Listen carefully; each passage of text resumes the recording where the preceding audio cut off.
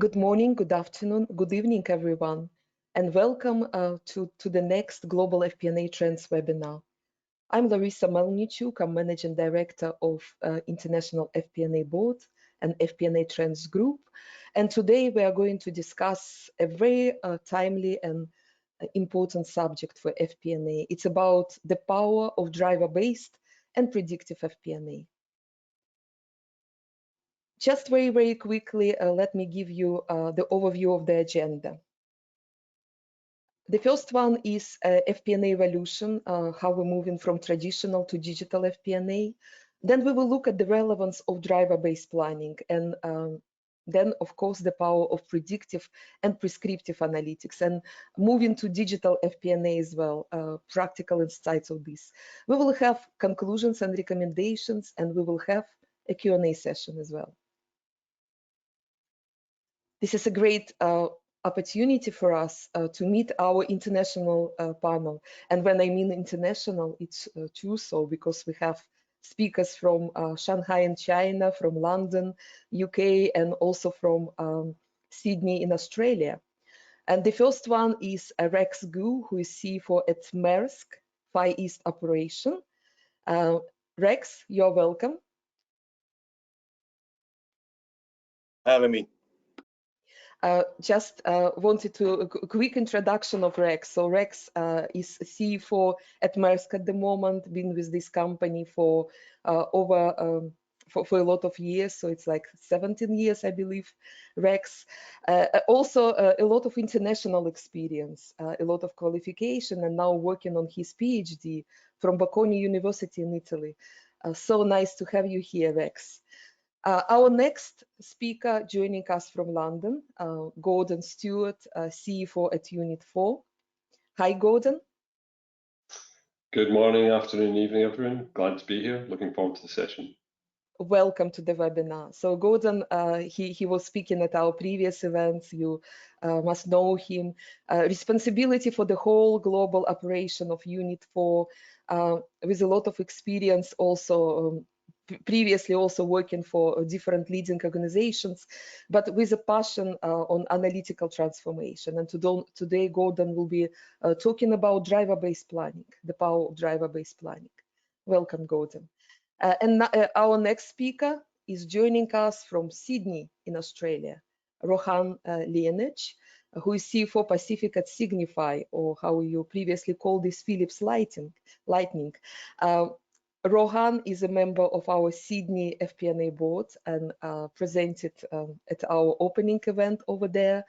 And Rohan been with the company, with Philips Group for many years, and a lot of experience at different geographies, actually including Europe and Asia Pacific and US as well.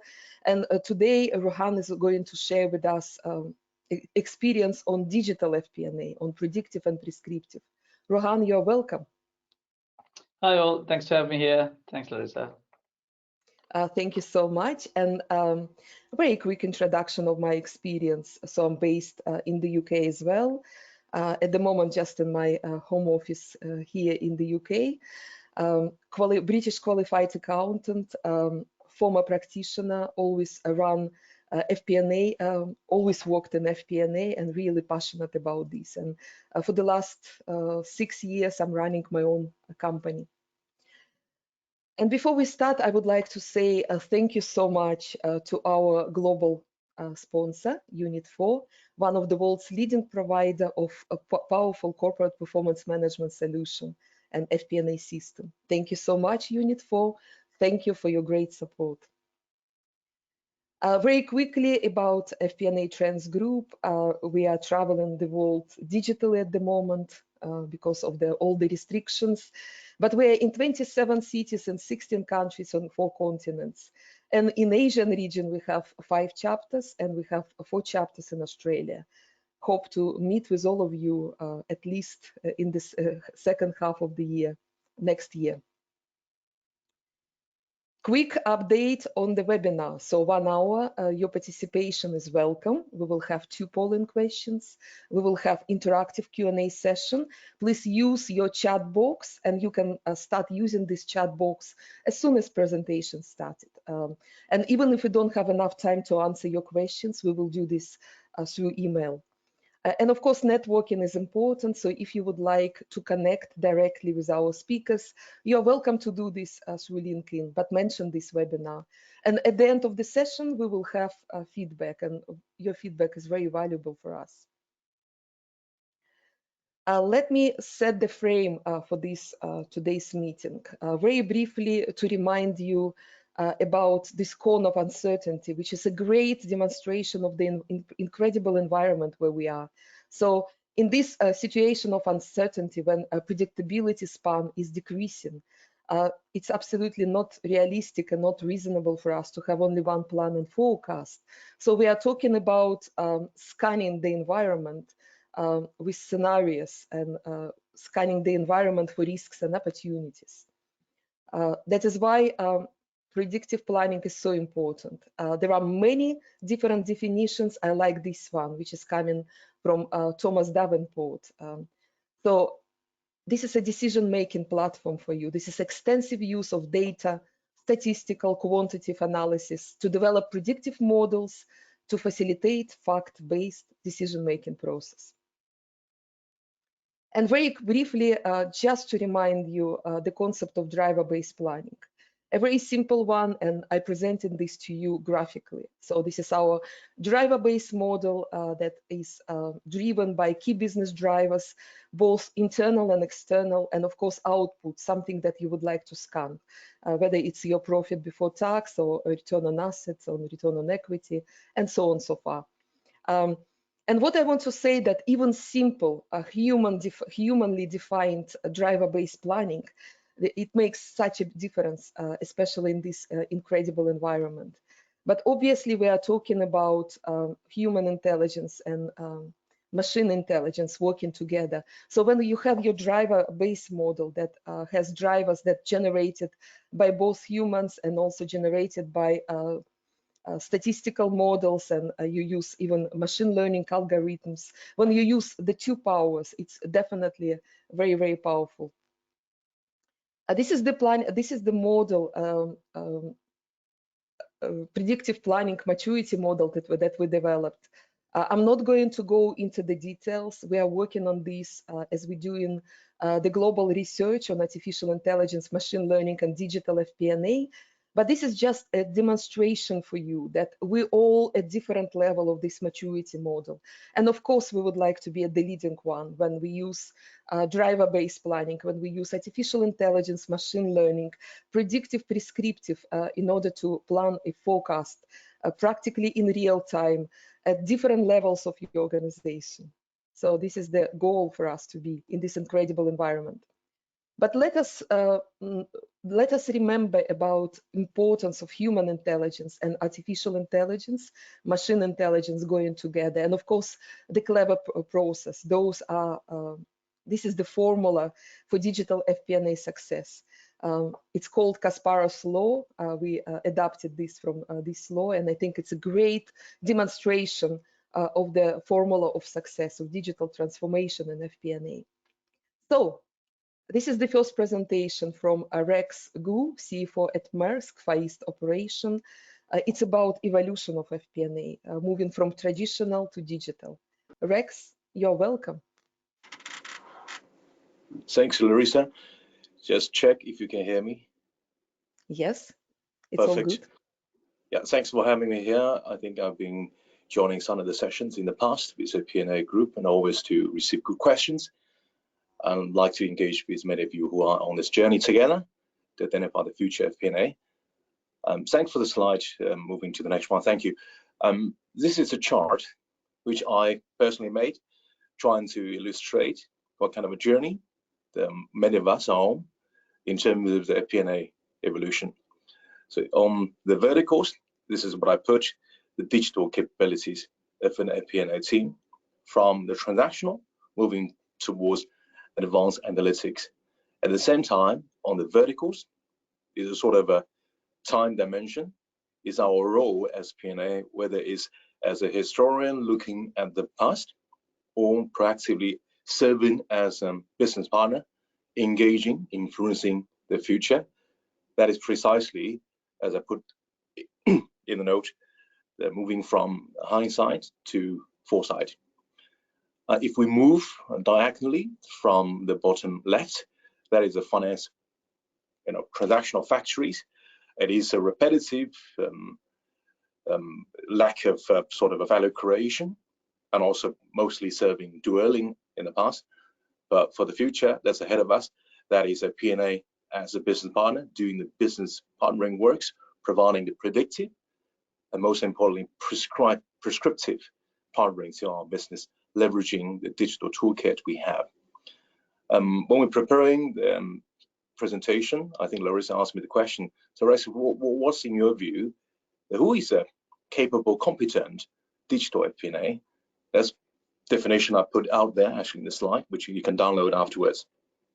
For me, in my experiences, the digital FP&A is a technology-powered FP&A who is spending most of his and her time projecting and influencing the future of the business by exercising the business partner role throughout the future-proof decision-making process. I think I have emphasized a few times in the sentence that it's future-oriented, it's future-proof decision-making, where the digital tools is enabling us the possibilities to engage.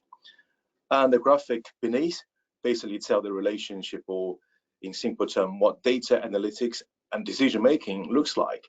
We are making sense of the numbers, analytics, data, into something meaningful, something could move the needle for our business. I'll come back to some of the concept later. If we may move to the next slide, Larissa.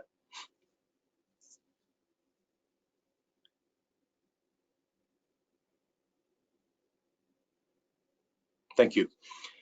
So this is a definition that not defined by me, but coming from a recent report from Accenture. The title is P&A Powering the CFO's Agenda report. I think they did it last year. Some of the content actually should be revamped given the COVID-19 or VUCA realities we're living right now. But it outlines those are the emerging digital skills, or even you may argue emerging roles in the FP&A landscape. Those goes to the data scientist, scenario planner, and AI trend strategist. I will not read the definition, but later on I will give the examples of some of the pilots we have done in the Maersk group. But just to highlight, data scientist is someone who needs to have embedded in the industry knowledge. So you cannot just come into the business serving as a data scientist without knowing the business. That's very simple to understand. But you have the right mixture of the business knowledge and at the same time the data scientist capabilities that will be perfect for any FP&A teams. And this is also outlines the future talents we're embracing to the finance functions. Some of them may not have a financial qualification. Some of them actually will be coming from a purely data analytical, studies or qualifications or experiences only. That's the new realities. In terms of scenario planner and also the trend strategist, I think it's probably best for me to illustrate in the example I'm about to talk about in the next few slides. Larissa, please.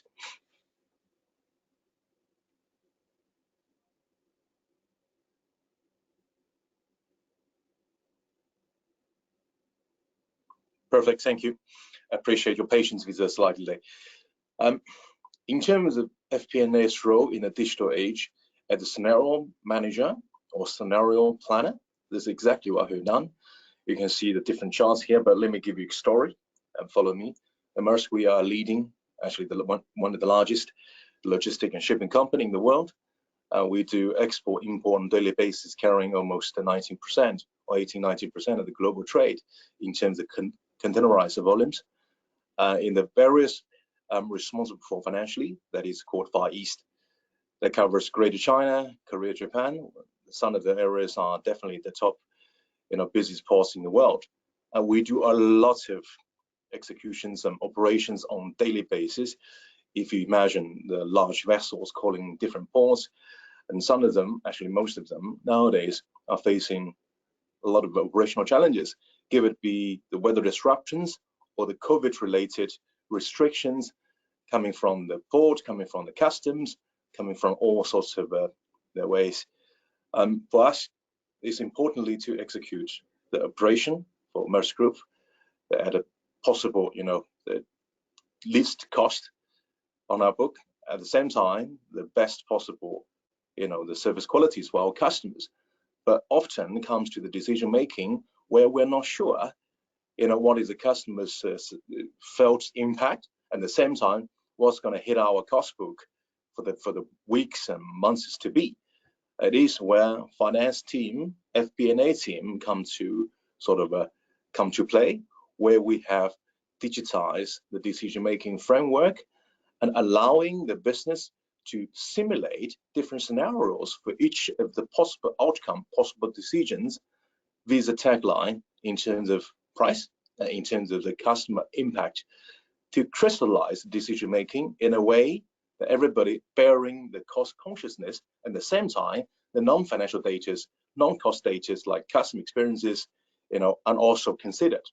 We have seen great successes, not reflected, saying a few million savings we have rolled out, last year. But at the same time, we have seen the entire organization, our FP&A teams, as a future decision-making enablers, rather than just pulling reports, providing data. We're applying a level field to everyone to, make better decisions. That's what I was referring to in terms of scenario planner. But if Larissa can move to the next one.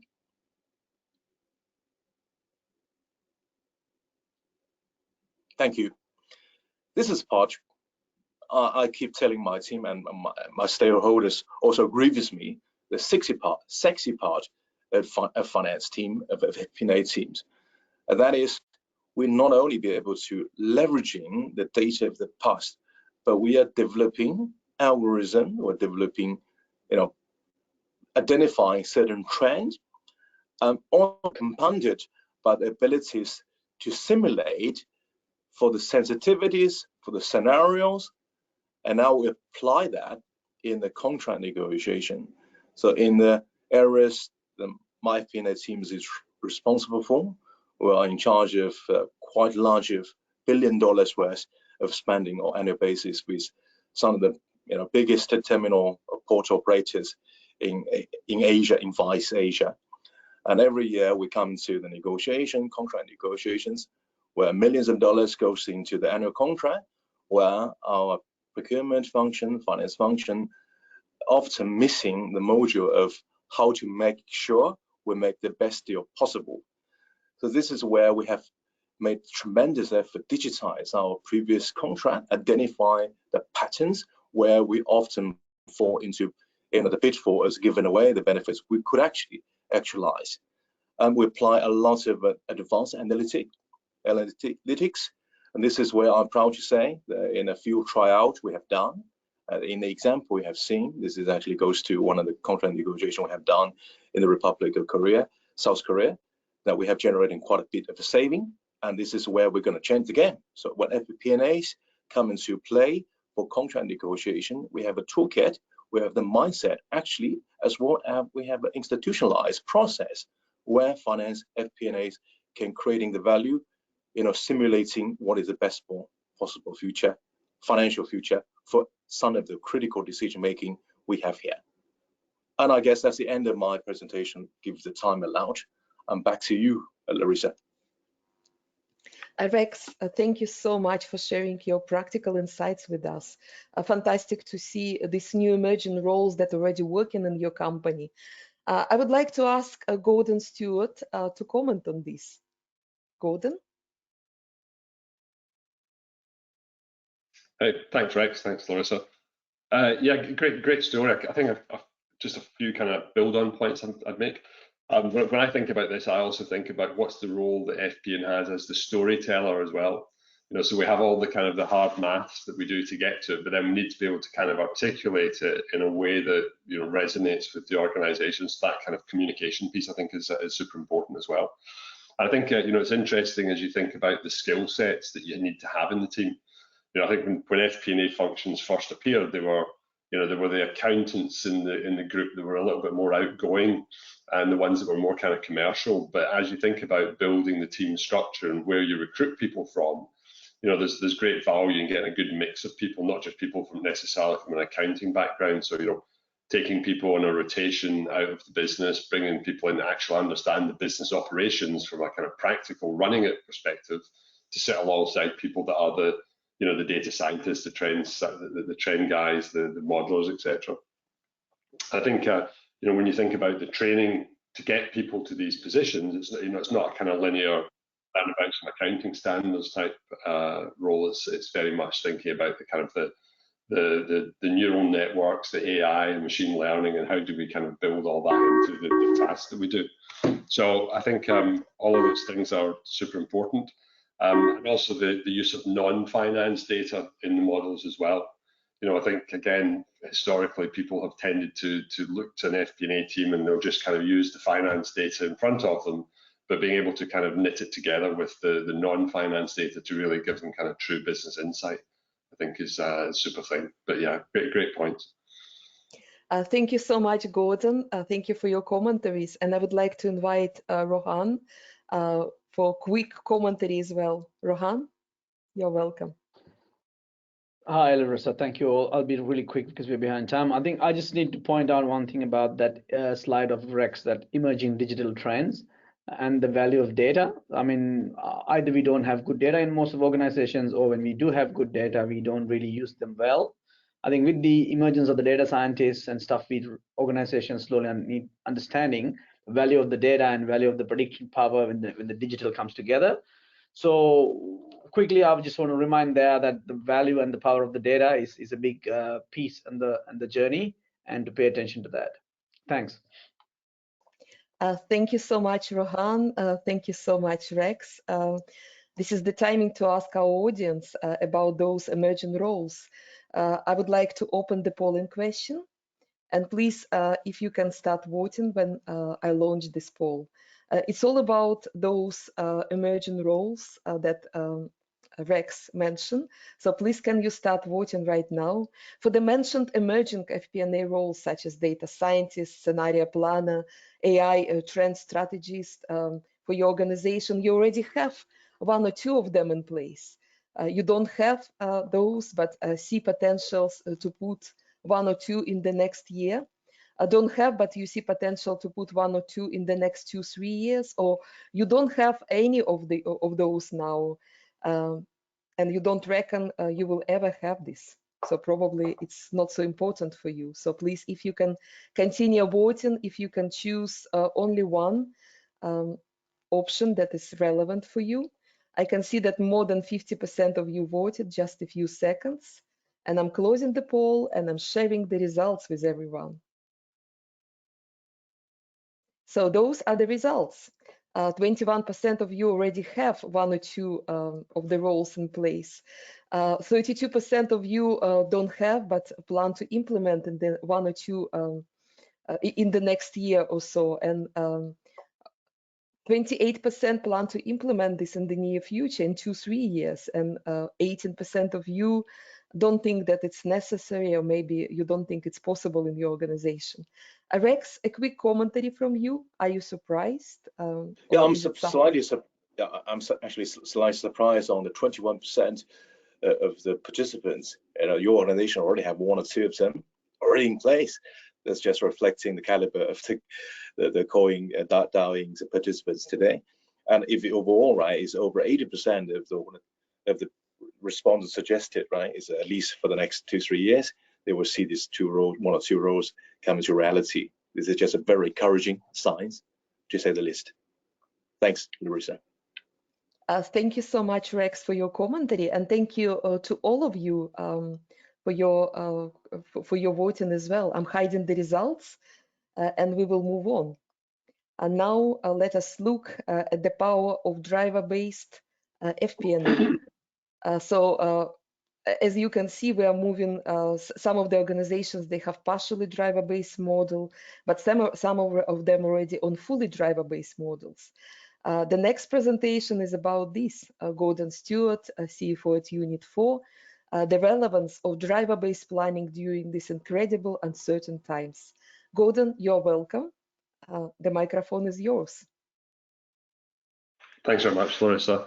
I've done this presentation a few times, and it keeps changing each time, which I think is an example of the uncertainty of the future that we're in. This year's turned out to be pretty different from what everyone expected. When we were all busy doing our 2020 budgets, this time a year ago, I don't think many people would have planned for what's happened.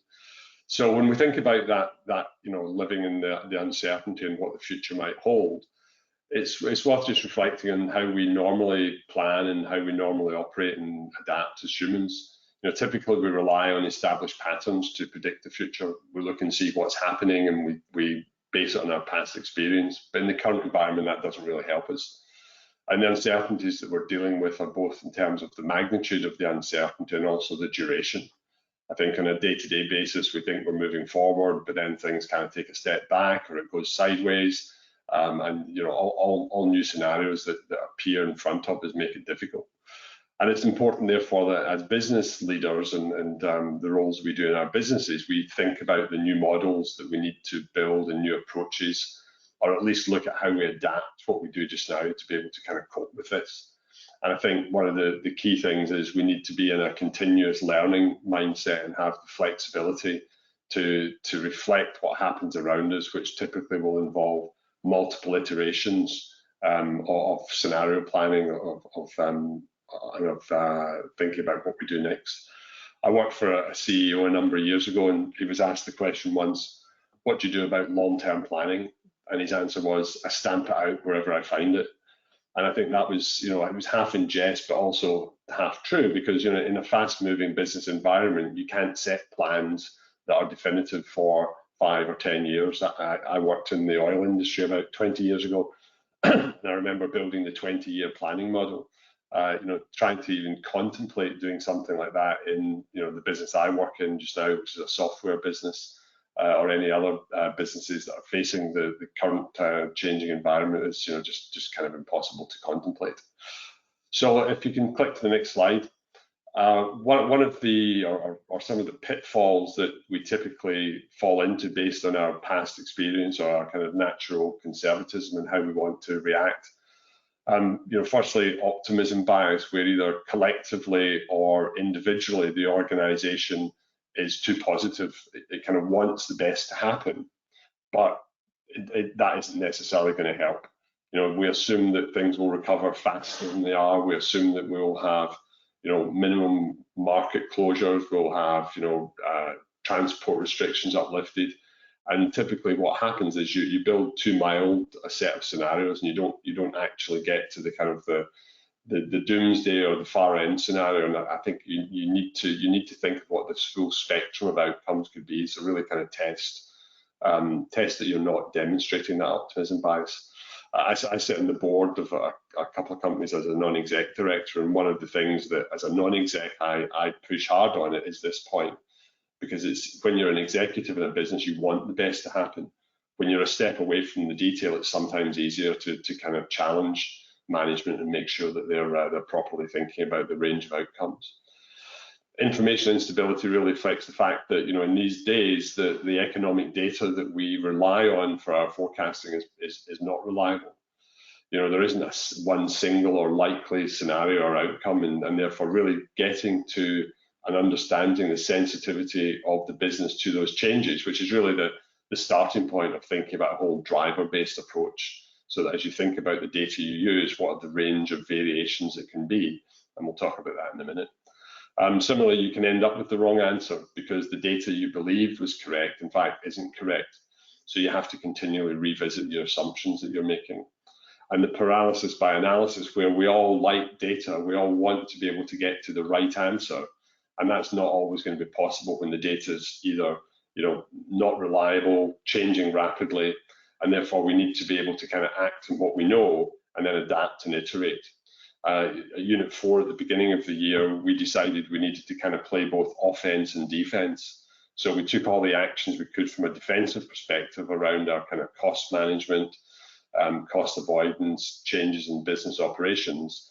But at the same time, we kept kind of driving and investing in the growth side of the business because we knew that we couldn't kind of just give up on that. And it's quite a difficult mindset where on one side, you're kind of trying to manage costs, keep costs down, contain the exposure of the business, but at the other time kind of keep driving hard to deliver growth. And of course, the other thing, and I think we're all experiencing, whether it's through endless hours on Zoom or the continual iteration, organizations are getting pretty exhausted just now. And we need to find ways to overcome that. In the initial, kind of first wave of the pandemic, I think there was a level of adrenaline kicked in and people were energized by what was happening. But, as we get into month, depending on where you are in the world, month 8, 9, 10, 11 of this, it's becoming quite draining, and organizations need to kind of think about the whole well-being of management, of staff, and how they kind of look after them in this environment. Moving to the next one, Marissa. So I kind of mentioned drivers a little bit in introduction. For me, the driver is really just having a really good understanding of your business model and how it fits together. Trying to, as far as possible, make sure that the drivers are, as we say here, mutually exclusive and completely exhaustive. So they're not overlapping with each other. They're trying to focus on the discrete parts of the business. And in building a model, you have to kind of push it down to the level where you actually have some operational relevance of the driver. And in doing that, it then helps you to understand the leverage that exists in the business and where do you want to place your bets. Is it a case that you can really understand that by investing more in marketing, it drives more leads get converted into more sales? Or is it on product development because continual product innovation is the thing that actually stimulates market demand? Similar on the cost side, where are the kind of the big variables? Is it a labor cost issue? Is it a raw materials cost issue? Is it a factory throughput? So understanding and getting to the point where you know where you want to place your bets. Skip to the next slide. So here's a kind of very high level, and if we think about drivers as being return on invested capital, which is, I guess, generally the sort of starting point for most businesses, or return on equity. At a very kind of high level, you're building this principally off thinking about the structure of the financial statements. So it's driven off what's happening in the P&L, what's happening in the balance sheet to drive that overall return. But then you need to start forcing it down and getting into what are the things that actually makes a difference to each of these line items. And you can see here there's a kind of level 2, level 3. And if we flip to the next slide, we'll see you can really extend that right the way down to the point where people on the shop floor, almost everyone in your workforce is covered somewhere by one or other aspect of a driver. And when you're at that point, you can start to say, okay, what makes a difference? Which are the boxes in this chart that I can color in kind of bright red as being the ones that really have got a super sensitivity to the overall return? And they're the ones to focus on. Those are the ones that we need to track. We need to understand our tolerance to those moving across a range of potential impacts, because they're the ones that matter. If the business is broadly insensitive, either in the short term, long term, or in value, then it's probably something that you wouldn't need to focus on much. And this also helps you think about the frequency with which you measure and the kind of the extent to which you can change. I guess the extreme example I'd go to is if you look at real estate. Typically, your ability to flex your real estate footprint is not that fast. But when you do have the opportunity to move it, it can make a difference. So understanding the timeline and the value of each of the variables in this, and the driver and the impact they have on value, is super important. This isn't something I think, having done this a number of times over the years, this isn't something that's necessarily a kind of straightforward and easy, get it right first time task. It's something really that requires a lot of work, a lot of iteration, and also a lot of collaboration across the business so that you get a full understanding of what it comes down to. And back to the point in Rex's presentation, really engagement with the business, making sure that we've got the non-financial people involved in this to really help us understand it. Next slide, please. And what this enables you to do, and I mentioned it kind of in passing in that last slide, is that once you set the tolerances and understand the range of outcomes, and avoiding the whole optimism bias that I mentioned earlier, if you can really understand what the outlying boundaries are for a set of scenarios, you can develop your fire drill. And by fire drill, what I mean is that you know how to react when a problem arises. We all know what happens when the fire alarm goes. You grab your coat, you grab your wallet, you grab your phone, and you head off to Starbucks to get a coffee. So everyone's kind of preconditioned to hearing that bell and knowing what to do.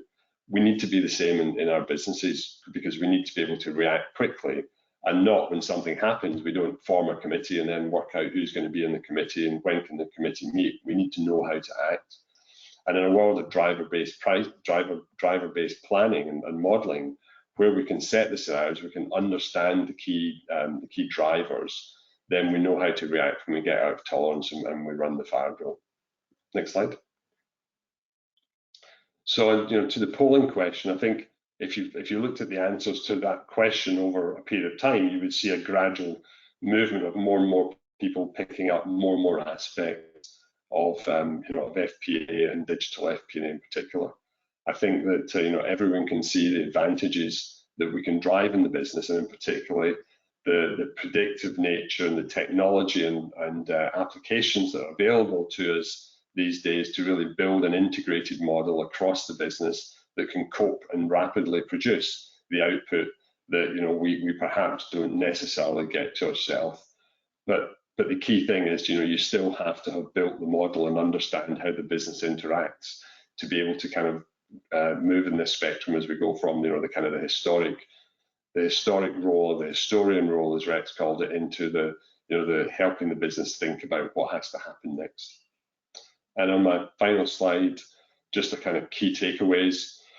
The driver model, as I said, it's got to be integrated. It has to involve all aspects of the business. It's not a finance task to do this. It may well sit with finance or the FP&A team as the custodians of the model, but it has to be built together in a collaborative way to ensure that we kind of cover all the bases and identify all of the drivers that are relevant and the impact of those drivers. Secondly, if we think about the tools that are available, at Unit 4, we have an integrated FP&A tool that sits within and alongside our ERP platform. So the data feeds real time. We can run different scenarios. We can see the impact on the drivers of what happens to give us that predictability. And that enables us to react quickly when we see things going out of tolerance and to run the appropriate fire drill that we've determined. And as we think about the development of technology and the use of artificial intelligence and machine learning, that can help you refine the models. But you need to focus on what are the big parts of the model, what are the things that actually make a difference and drive that 80-20. So that's the end of my slot. Happy for the Larissa to hand back to you and some comments from the guys. Thank you so much, Gordon, for sharing your experience and insights with us on driver-based planning. Rex, what would be your very quick commentaries on this? Yeah, great presentation, Gordon. I think one thing I just build on that is identify the value drivers is a difficult task. And sometimes, and you also mentioned about the opportunism biases, it is particularly true at time as ours. In the scenario planning, identifying the drivers, we need to put that into extreme test before we can claim any, the scenarios are realistic to us. That's all my comment. Thank you, Larissa. Thank you so much, Rex. And Rohan, what would be your commentary on this? If I could quickly touch upon that, what Gordon mentioned about the what organizations need to know, it's the culture around driver-based planning, right? So all the driver-based planning and scenarios and discussions having and solutions is one thing. It's important that the organization, especially the middle management, knows what to do. Just like the fire drill example, if the situation comes, people need to know what needs to happen to mitigate the risk. So I want to reiterate on that point. Doing all the work is one thing, but organization knowing what to do when time comes is also as important. Thanks.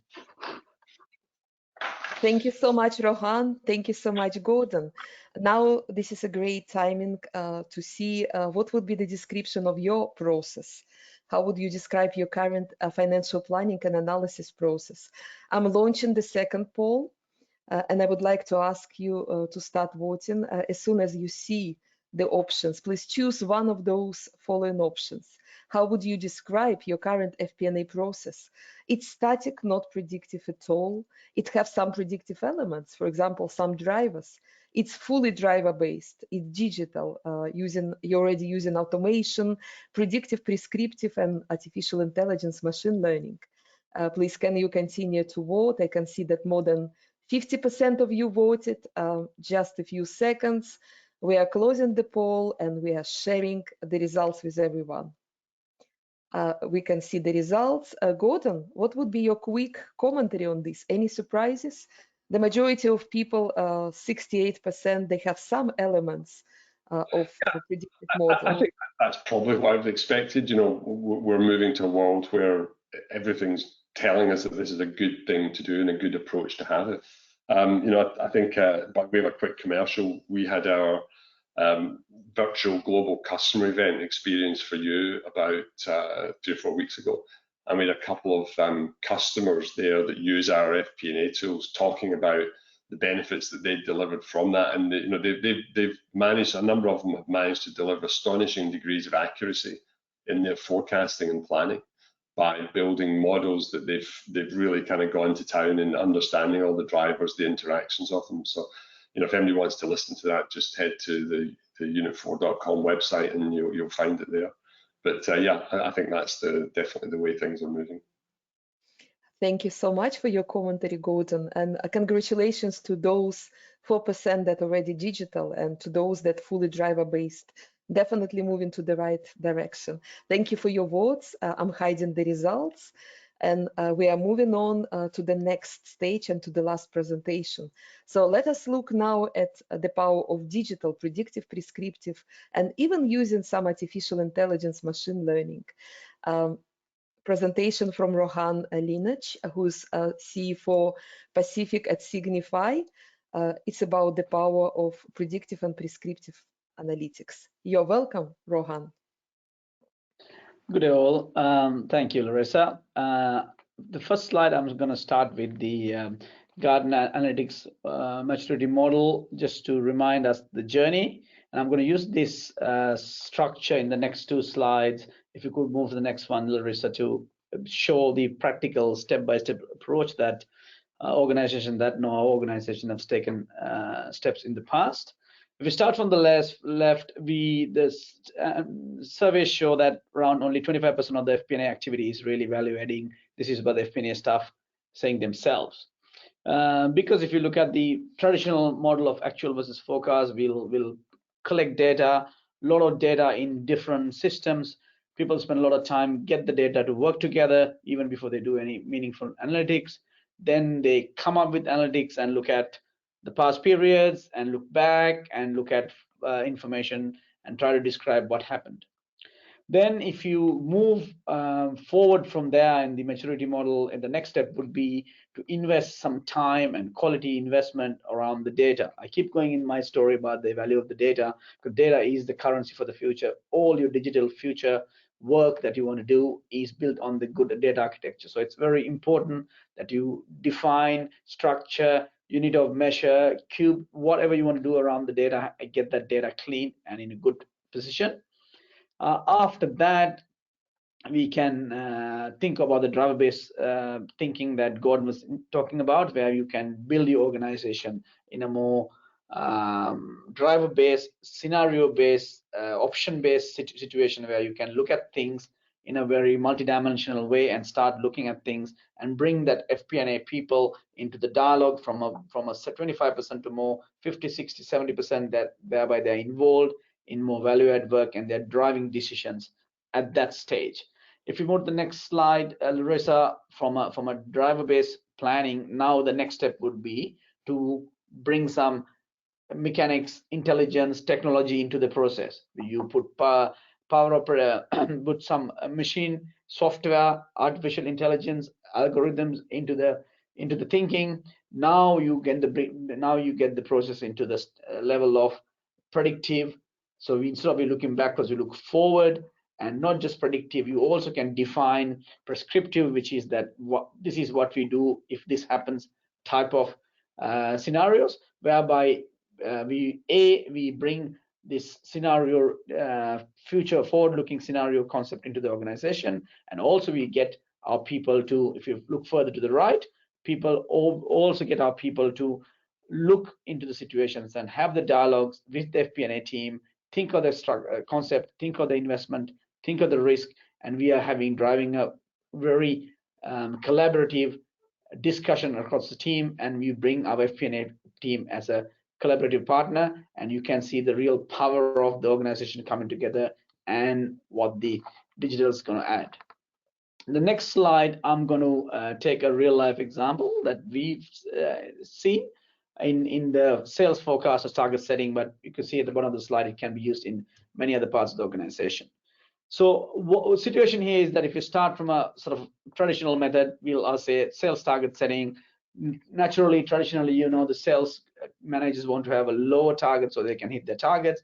Therefore, the leadership group will come with a higher target because they know there is a bit of a negotiation, sandbagging, horse trading happening in the dialogue. So it's number of dialogues, number of versions. Guess who's doing the work? FP&A team is turning out these version after version. It's very long, cumbersome process, time waste on internal discussions, inefficient. I've seen it's happening sometimes 3, 4, 5 week long process, especially in annual target settings process. Now think ahead. Now, if you come into a more digital predictive model, the data is structured in a certain way. Especially if you're in a business that is more product and a flow business, machine algorithm will figure out all the traditional relationships between the customers, products, seasonality. We can introduce our variables to the future periods about the growth or new products or customer behavior, social behavior. With that, the system will generate a base case forecast, which is unbiased, which is no politics, it's purely scenario database. And that's your start point. From there, the dialogue is simply about the sales and the leadership, about what scenarios, what investment, what if the new product comes in, what if the customer does this, where are the changes we need to make. It's really looking at possible scenarios and possibly thinking about our response based on these situations. And guess what? These things can be done real time. These things can be changed and outcomes can be looked real time. We can model the solutions that we put in real time, whereby you can see it's fast, efficient, quicker dialogue, and no many versions in terms of manual work. And our FP&A team is right in the middle of the driving the dialogue, seeing as a very value-added partner. If we take it forward, what we've done is we've already made this now a self-service situation. There are a number of analytics reports, pre-described scenarios in the system. People can take it whenever they want based on a certain data set on a self-service basis. Voice activated, yes, do not underestimate. I have seen a sales manager talking to a Siri type of box on the table and saying, hey, can you give me next month's sales forecast? And he could say, do it on a US dollar, 5% up, 5% down, price erosion, this. So that capability is there, can be done. I've seen myself, it's happening. So that is the future, but that's the way it's going already. So that means we bring that from a strategic level to the driver base, to the predictive ability. With that, we bring the prescriptive ability that drives collaboration, organization change around talking about the scenarios, talking about the risk mitigation. People collaborate to work together, and also you can see FP&A team in a very much more core and engaged role in this kind of situation. So that's a little bit of a quick picture about how this is evolved and how it works in a practical sense. And next slide is my last slide. I'm just trying to talk there about what learnings that will help you, but also if you're not done this before, where to start, how to go about. So in simple terms, like everything else, you need to start somewhere, start small.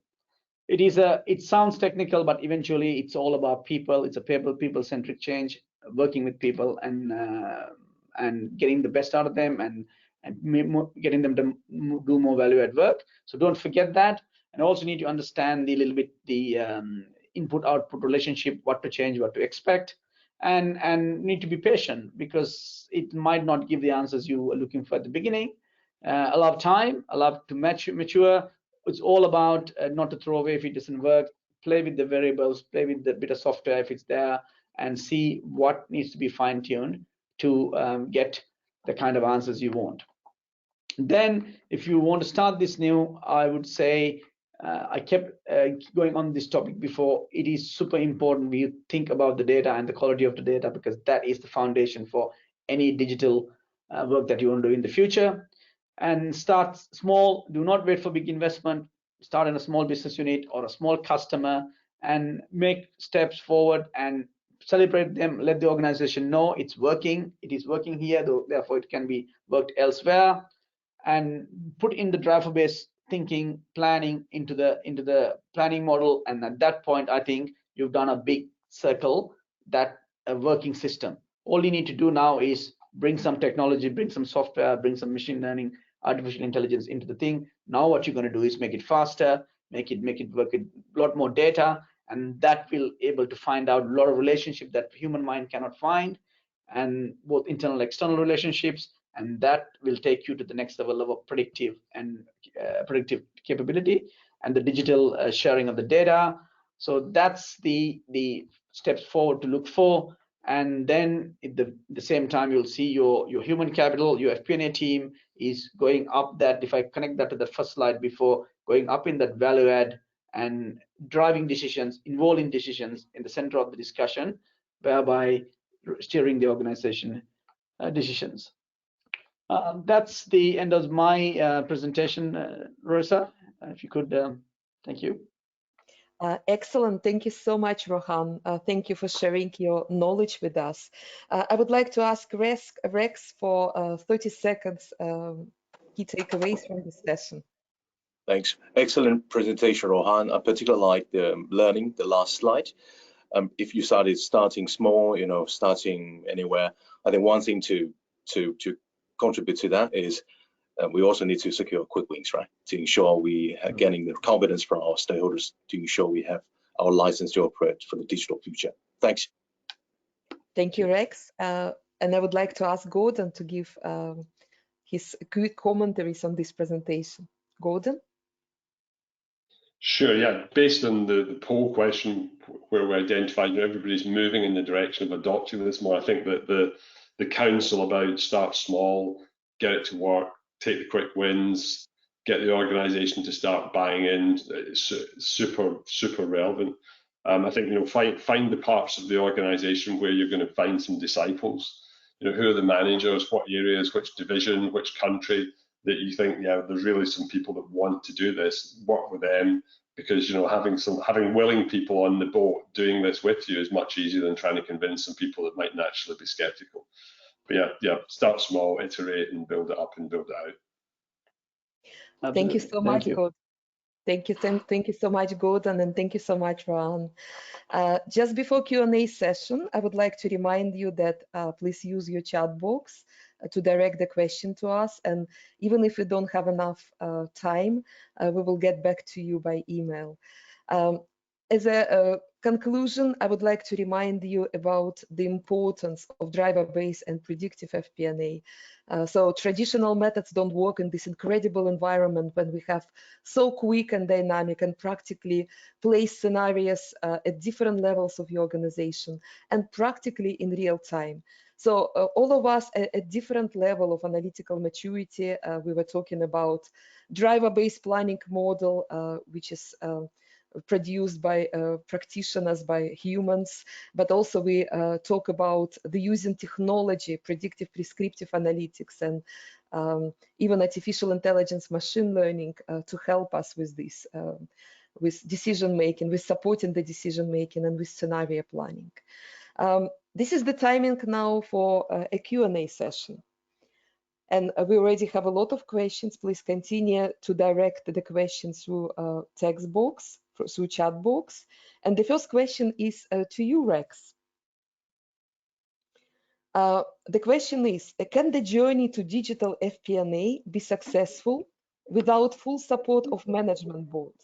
What to do if there is no demand or drive from the CEO? Yeah, thanks for that. It is a realistic question, right?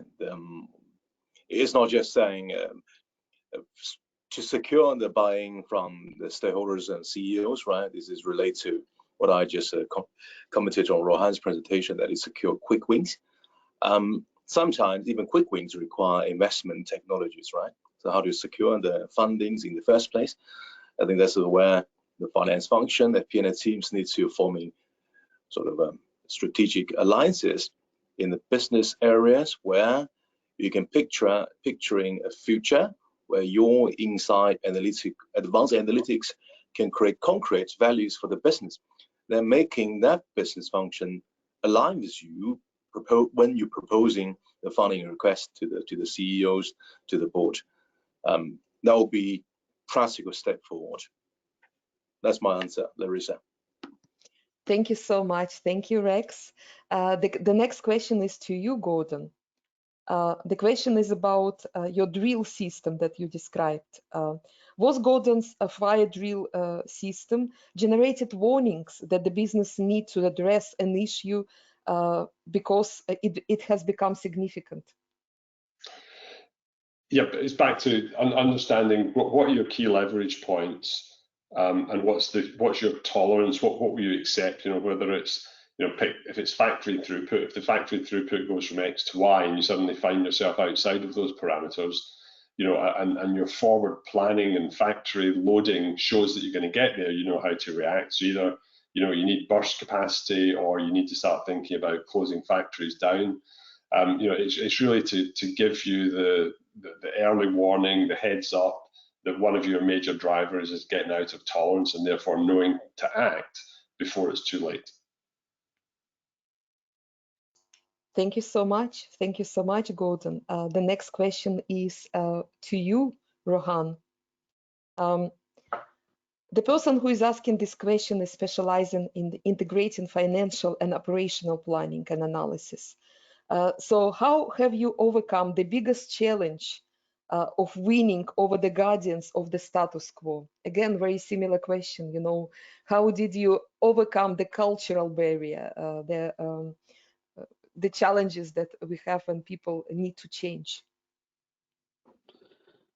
Great question. I mean, our organization luckily has two businesses. One is more of a systems business. One is more of a product business. So we have done a lot of. It's very easy to do this in a more product flow business. So we have done most of our improvements in the business where we run essentially a P times Q system before. So we have had a lot of champions, and also in the retail marketing salespeople are generally quite willing to take bit of a risk in terms of going forward. So we have taken a lot of steps forward in the flow business, and that has helped to bring these learnings back to the service business or solutions business. And luckily, most of our status quo people were in the older service business. So essentially, what I'm trying to say is that the success we had elsewhere in terms of solutions, people moving up, getting people to do more, faster, more efficient. Those are the business cases and proof points we have brought to the organization, and that's what we helped us to, let's say, change or drive. Let's call it negative behavior to positive elsewhere in the organization. Rohan, thank you so much for your answer. And the last question before we conclude the Q&A session is to all of the panelists, to all three of you. So the talent is very important part of this analytical transformation. So what people skills would be required in digital FP&A? And please, if each one of you give one or two examples of what people skills are required. So I would like to ask all of you to answer. Rex, what would be yours? Definitely the influencing without authority. That is very important. It's a great one. Gordon, what would be yours? I think the storyteller role, so being able to feed back and show the organisation what's happening and how it works, all the kind of, the behind the scenes stuff that we do in building it and integrating it and creating it. It's the broadcast and the evangelist role that I think kind of really gets the organisation's attention. Thank you so much. It's a great one as well. And Rohan, what would be your key skill that you would say is needed? I think the future is digital, and future is all about, let's say, AI and the supporting stuff. So most accountants that our age group are learning, accounting qualification. It's very important people to learn to manage the systems, learn to manage the digital part of the FP&A, digital part of finance, and then obviously what, like Gordon said, the story comes from there. But you might not have a lot of people, you might have a lot of technology to manage getting there. So it's important outside your professional accounting, professional finance, to understand and manage that part of the organization as well, I think. Thank you so much, Rohan. Thank you so much, the whole panel. Thank you for this Q&A session, participants. Please note that there are more questions that we had time to answer. You still continue to direct them to us, and we will get back to you in email. And now I would like to almost to conclude our session, but just to give you the warning about our future meetings, our upcoming meetings, digital meetings. They will be on the power of breach, how to bridge the strategy gap between and what is the role of FP&A in this. We already have the registration process open for this webinar. Then we will have the third digital Pan-Asian FP&A board as well about digital transformation, more details, how to move to the leading stage. And we will have FP&A Trends webinar on XP&A, so integrated FP&A, and how it should be the baseline. And before we conclude our session for today, I would like to say thank you so much to our today's panelists. Thank you so much to Rex, to Gordon, to Rohan, our fantastic international team of expert team of CFOs. Thank you so much for sharing your experience with us. I also would like to say thank you so much to our partners and sponsors, to our partner and sponsor, in this case, Unit 4. Thank you so much for your great support. And finally, I would like to say thank you so much to all the participants for being with us today. Please stay with us. Please let us continue to move FP&A to the next level.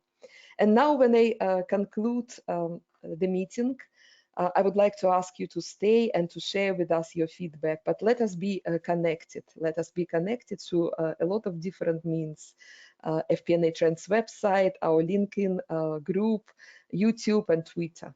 Thank you so much for being with us, and see you very soon. All the best. Bye-bye. Bye.